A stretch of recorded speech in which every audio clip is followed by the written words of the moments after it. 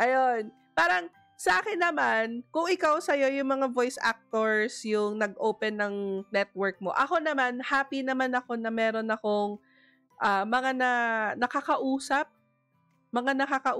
na mga Super Junior fans. Tapos, yun nga, kinukwento ko kahapon na parang super happy ako na nakakita ako ng isang fandom na hindi sila toxic sa akin dahil sa edad ko. Kasi syempre, yung edad ko, nanay ako, medyo middle age na rin. Tapos, ngayon lang ako, let's just say, kumekerengking, ganon, sa isang group, ganon. Pero, parang they are very welcoming sa akin. Parang, mag-e-enjoy ka, hindi ka nagkamali ng group and stuff like that. So, parang na-feel ko na, but Suju is your Talaga ba? Generation ko ba talagang Suju?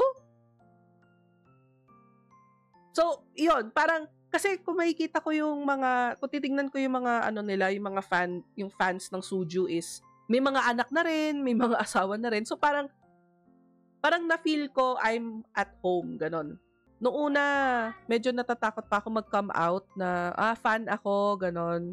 Kasi takot ako sa judgment. Tapos, parang, happy naman ako na, sila, na welcoming naman talaga. So, yon. So, parang, from there, medyo na-open din socially yung, na-open ako socially na may mga tao akong bagong nakikilala, tapos super welcoming sila.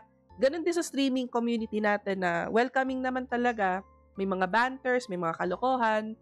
Sa kanila naman, may mga pa-freebies, may mga share ng ganitong experience, may share ng ganyan.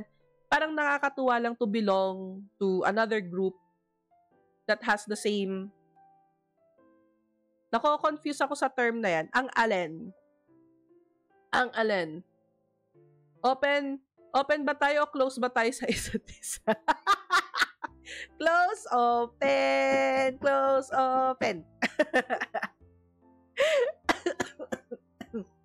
Grabe naman, oo nga, no? Parang ang dami ko naman natang pinoproblema, Tora, sa buhay. Huwag mo nang dagdagan. Huwag mo nisama yan.